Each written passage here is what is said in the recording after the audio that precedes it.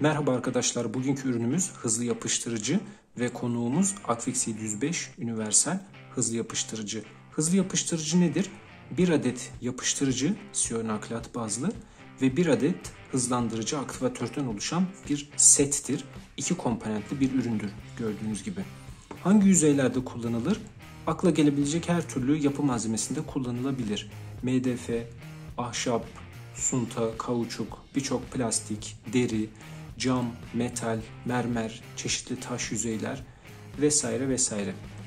Nasıl kullanılır? Kullanımı çok basit ama kullanılırken yapılan hatalar da var.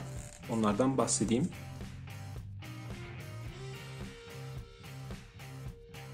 Şöyle bir yüzey üzerinde size nasıl kullanıldığını göstereyim.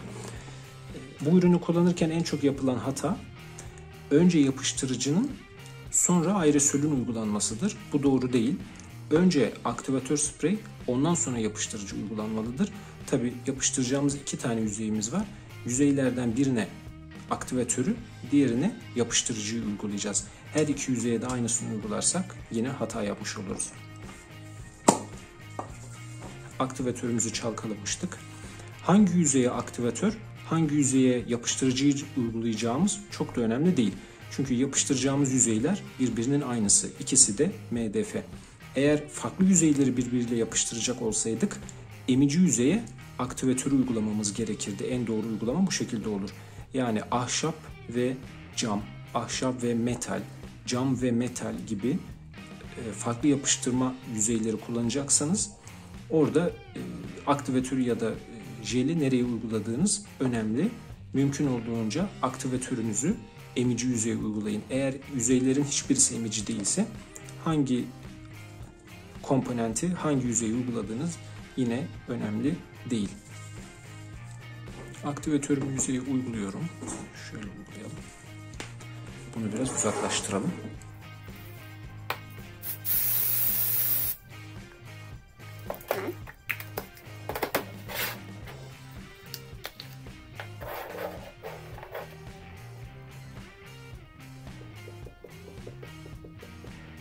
Yapıştırıcıyı da uyguladık. Noktalar halinde de uygulayabilirsiniz. Kısa şeritler halinde de uygulayabilirsiniz. Ne aktivatörü ne de yapıştırıcıyı çok fazla uygulamanıza gerek yok. Zaten çok kısa sürede çok sert yapıştıran bir yapıştırıcı. Bu miktar gayet yeterli. Gördüğünüz gibi önce aktivatörü uyguladım. Çünkü bu bir aerosol. İçerisinde hem bizim yapıştırıcımızı hızlandıracak olan ihtiyacımız olan kimyasal madde var. Hem de bu kimyasal maddeyi tenekeden dışarıya çıkartacak olan itici gaz var. Biz itici gazı istemiyoruz. Önce aktivatörü uyguladık ki biz yapıştırıcımızı uygularken o arada aktivatör yüzeyden uçsun ve gitsin. Şu anda zaten yüzeyden uçmuştur artık. Bu kadar süre beklemek yeterli. Şimdi yapıştırma işlemini yapıyoruz.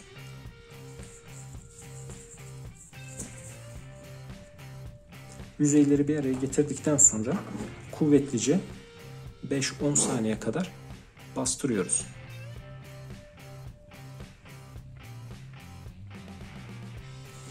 Yeterlidir. 5-6 saniyede en fazla 8 saniyede yapıştırma tamamlanır. 10, 12, 15 saniyede de yapıştırabilir yapıştırıcınız.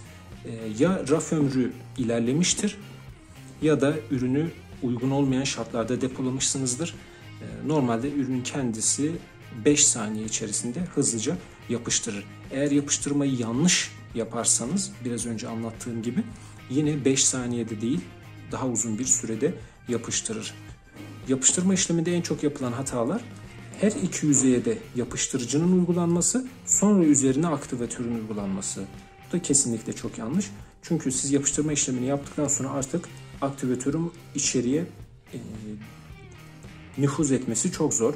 Hatta mümkün bile değil. Ve hem aktivatörün hem de yapıştırıcı jelin aynı yüzeye uygulanması kesinlikle çok yanlış. Çünkü tek yüzeye önce yapıştırıcı sonra üzerine aktivatörü uygulayıp yapıştırmaya çalışırsanız siz yapıştırıcının üzerine aktivatörü sıktığınızda zaten anında yüzeyi şoklarsınız ve yapıştırma işleminin olmamasını sağlarsınız. Dışarıdan baktığınızda sanki bir yapışma olmuş gibi gözükse de aslında çok zayıf bir tutunma gerçekleşir ve çok kısa bir süre içerisinde yapıştırdığınız yüzeyler birbirinden ayrılır. Yapıştırdığım yüzeyde de görebileceğiniz gibi çok ufak bir düzensizlik var. Yapıştırıcı çok hızlı kuruduğu için uygulamaya çok dikkat etmelisiniz. Bu şekilde yamuk uygulamalar yapmak istemiyorsanız bol bol bu ürünle pratik yapmanızda fayda var. Çok hızlı bir şekilde kuruduğu için yüzeyleri çok düzgün yapıştırmalısınız, düzgün tutmalısınız. Yoksa gördüğünüz gibi biraz yamuk sonuçlar elde edebilirsiniz. Yani çok da kötü değil ama daha iyi olabilirdi. Siyanoklat bazı yapıştırıcıları kullanırken en çok karşılaştığımız problemlerden bir tanesi de etrafa bulaşması, damlaması, özellikle de parmakları birbirine yapıştırması. Eğer istenmeyen bir şekilde yüzeylere damlarsa ya da elimize bulaşırsa bunu temizleyebilmek için hemen uygulayabileceğimiz bir yöntem ne yazık ki yok. Bir kimyasal mevcut değil. Yüzeylerden sökerken hemen kurumadan müdahale etmeliyiz. Bir peçeteyle, temiz bir bez ile silebiliriz, ovalayabiliriz. Ya da en doğrusu uygulama yapmadan önce yüzeylere peçete, bez serebiliriz. Onun üzerinde uygulama yapabiliriz. Bu çok daha doğru olur. Elimize bulaştığında da eğer kuruduysa, yapıştırma işlemi saniyeler değil dakikalar önce zaten olduysa ve yapıştırma sağlandıysa sıcak veya ılık suyun içerisinde elimizi bekletebiliriz. Elimiz buruş buruş olduğunda yapıştırıcı ciltten kendini bırakacaktır. Siyanoklatlar suyu pek sevmeyen yapıştırıcılardır. Su sayesinde biraz bekleyerek bu yapıştırıcıyı çözebiliriz. Ya da elimize yavaş yavaş aseton damlatarak ovalayabilir ya da yüzeyleri ovalayabiliriz. Bu sayede de asetonun yüzeyi yumuşatmasını, siyanoklatı yavaşça olsa yumuşatmasını sağlayabiliriz. Bu da bir yöntem. Ama direkt etkili, anında etki eden bir temizleyici madde pek mevcut değil. O yüzden uygulamaya dikkat etmekte çok fayda var. Hızlı yapıştırıcıya benzer başka türevler de var piyasada. Onlardan da kısaca sizlere bahsedeyim. Mesela Akfix 303, mesela Akfix 702 Super Glue. Bunlar farklı varyasyonlar. 705'ten farkı nedir derseniz tabii ki gramajları, mesela bu 3 gram, çok daha küçük ufak 1 gramlık bir versiyonu da var ve bu da 25 gram daha ufak. Bu mesela şişe 65 gram. Ambalajdan ziyade çok daha önemli bir fark var. Bunların kıvamları, yani viskoziteleri. 705 jel kıvamında bir üründür. İşte şişeden görebilirsiniz. Yani bal kıvamında da denilebilir. Çok akışkan değil, çok akıcı değil. Jel kıvamında. Bu kıvamı sayesinde emici yüzeylerde durabiliyor. Biraz önce uygulamada da gördüğünüz damlalar halinde uyguladım ve yüzeyde duruyordu. Ben yüzeyleri bir araya getirdiğimde yüzeye yayıldı ve geniş bir alana yapıştırma sağladı. Jel kıvamında olduğu için o yüzeyin içine hemen nüfuz etmeden durabildi. Ama viskozitesi çok düşük. Yani viskozite derken kıvamı kastediyorum. Kıvamı, viskozitesi çok düşük bir yapıştırıcı kullanırsanız emici yüzeylerde problem yaşarsınız. Ahşap türevlerinde anında çok hızlı bir şekilde emilecektir. Bu da size problem çıkartır. Bu arka kısımda da yazıyor olmalı. Evet, Akfix 303 Super Glue düşük viskoziteli, çok hızlı küleşen bir siyanoklat yapıştırıcıdır. Akfix 705 yüksek viskoziteli bir siyanoklat yapıştırıcı ve aktivatörden oluşan yapıştırıcı settir. Evet, zaten burada yüksek viskoziteli olduğu yazıyor ve bunun da üzerinde düşük viskoziteli olduğu yazıyor. Düşük viskoziteli ürünler emici yüzeylerde çok hızlı emildiği için, yüzeye penetre olduğu için siz yüzeyleri daha bir araya getiremeden bile anında yüzeyden kaybolacaktır. Yüzeyin içerisine nüfuz edecektir. Bu da uygulamada problemlere neden olabilir. Bunu da size kısaca göstermeye çalışayım.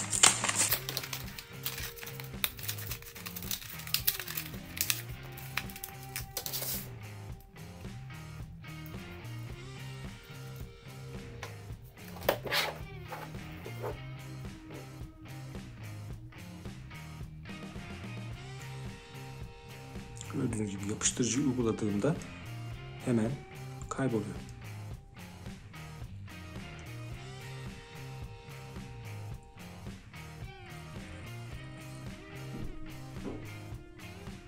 Evet. Ben daha diğer yüzeyi yapıştıramadan hemen yapıştırıcı yüzeyden kayboldu gitti. Yani bu ürün emici yüzeylerde istenilen sonucu ne yazık ki vermeyecektir. Eğer yüksek viskoziteli bir ürün alırsak, mesela 702'yi seçelim.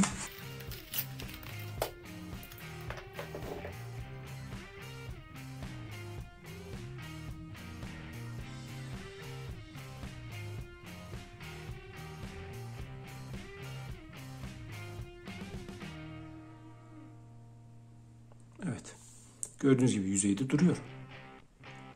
Bu sayede diğer yüzeyimizi rahatlıkla buraya yapıştırabiliriz. Emici yüzeylerde jel kıvamında ürünler daha yüksek performans veriyorlar. Eğer bir tane ürün almak istiyorsanız, sadece tek bir ürünle bütün ihtiyacınızı gidermek istiyorsanız, biraz daha yüksek viskoziteli, daha yoğun kıvamlı bir ürün tercih etmek faydalı olacaktır.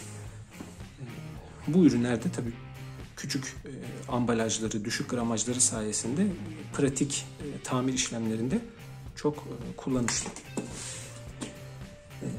Siyanokrat bazlı yapıştırıcılar ve diğer yapıştırıcılar arasındaki farklılıkları kısaca özetlemek gerekirse, bu ürünün en büyük farkı rakiplerinden çok hızlı bir sürede, çok kısa sürede yapıştırıyor olması. 5, 6, 8, 10 saniyede, saniyeler içerisinde yapıştırıyor. Poliüretan bazlı bir yapıştırıcı tercih etseydik 10-15 dakika beklememiz gerekebilirdi. Su bazlı bir yapıştırıcı tercih etseydik tabii ki çok uzun bir süre beklememiz gerekirdi. En az 15-20 dakika, yarım saat gibi bir sürede ihtiyacımız olacaktı. Ama siyanokrat bazlı yapıştırıcı tercih ederseniz çok hızlı bir şekilde yapıştırabilirsiniz.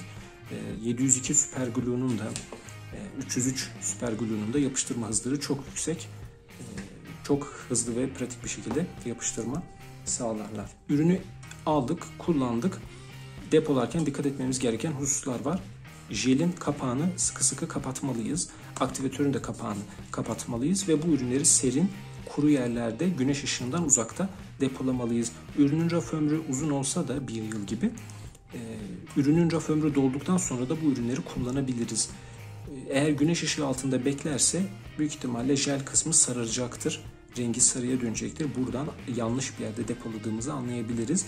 Ürünün şişesinin üzeri beyazlayacaktır. Buradan da yanlış bir yerde depoladığımızı anlayabiliriz. Ve son olarak da jelin kıvamı çok koyulaşacaktır. Ürünü gözle kontrol ettiğimizde akışkan olmadığını göreceğiz. Veya şişesini sıkmaya çalıştığımızda da şişenin içerisinden ürün ya çıkmayacaktır ya da çok zor çıkacaktır. O zaman da raf ömrünün artık dolduğunu, eğer raf ömrü dolmadıysa da bu ürünü yanlış yerde depoladığımızı anlayabiliriz. Dezavantajlardan bahsetmek gerekirse aslında bir tane sadece ürünün dezavantajı var.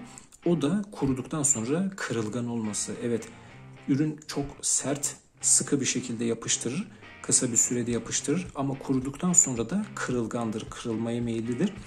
O yüzden oyuncaklar gibi, mutfak ve banyo dolapları, dolapların kapakları gibi, bir şeylerin kulpları gibi baskıya, basınca, strese, şoka maruz kalabilecek yüzeylerde bunları kullanmak pek mantıklı değil. Çünkü sürekli darbe, sürekli şok, sürekli kuvvet bu ürünün artık bir yerden sonra çatlamasına neden olur, kırılmasına neden olur, kırılgandır. Eğer kırılganlık istemiyorsak poliüretan bazlı, su bazlı, kauçuk bazlı yapıştırıcılar tercih edebiliriz. Ve ürün kuruduktan sonra çok sert bir hal aldığı için de hareket etmesi istenen yüzeyler için kesinlikle mantıklı değildir. Yani kumaş, tekstil malzemelerini mesela birbirine bununla yapıştırmak çok mantıklı olmaz. Ama tekstil malzemelerinin, kumaşınızın, derinizin üzerinde bir küçük dekoratif parça bulunuyorsa, süs eşyası mesela, onları tabii ki yapıştırabilirsiniz. Sonuçta o üzerinde duran süsün hareket etmeyeceği için bir problem olmayacaktır. Ama kumaşı kumaşa, deriyi deriye yapıştırırsanız eğer kuruma tamamlandıktan sonra yapıştırılan yüzeylerin hareket etmeyeceğini bilin isterim. Kısaca ürünün özelliklerini özetlemeye çalıştım. Umarım yardımcı olabilmişimdir. Şimdi sizinle küçük bir ürün uygulama çalışması yapalım bakalım. Buyurun. Kırık bir askı yapıştırmaya çalıştım örnek olarak.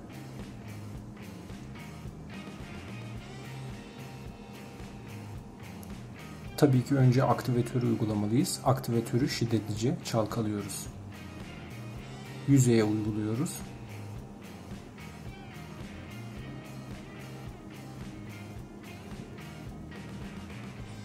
Diğer yüzeye de yapıştırıcımızı uyguluyoruz.